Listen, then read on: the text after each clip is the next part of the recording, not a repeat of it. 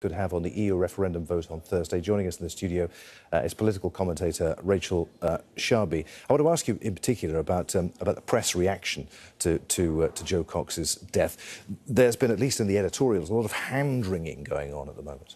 Yeah, but there's been a lot of commentary about how, especially the front pages, in reacting to the news, were very cautious in a way that they haven't been.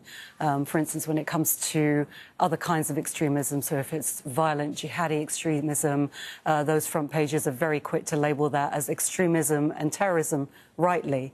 But in this case, that has not been the case. Front pages have referred to, you know, a lone wolf, a loner, someone with mental health problems, the capacity to call it terrorism.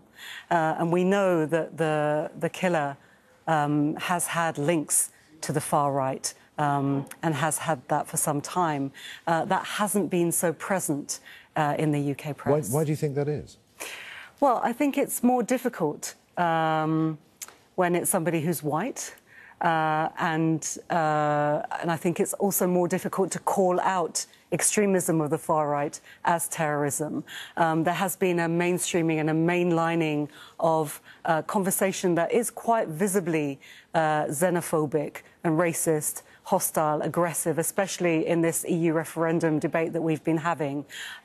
Those kind of things have slid into territory that really is quite unacceptable in a way that we would be able to identify much more easily if it was jihadi or Islamist extremism. We haven't been able to. We've been desensitized to it when it comes to the rhetoric of the far right.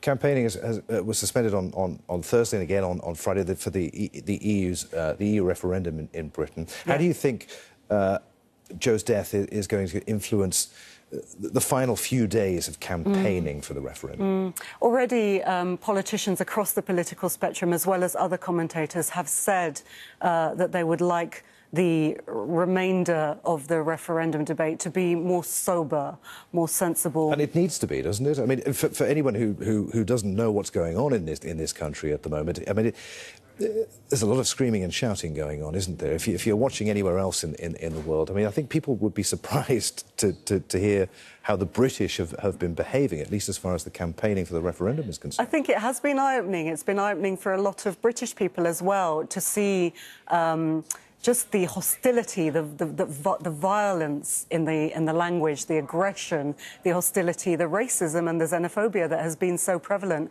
has been very shocking to a lot of people. A lot of people have said that the referendum, it was a bad idea to have it because it has unleashed this kind of conversation. And once you stir up this kind of hatred, it's very difficult to know what to do with it. You can't really control it. And of course, it's going to have consequences. So there have been people calling for the debate to be a lot more measured in the days to come, and certainly that would seem an appropriate way to respect and to honour a life that was so committed to fighting all kinds of extremism and hatred and violence. How much of the blame for all of the mudslinging do you think social media has to take? Social media has been problematic for a long time.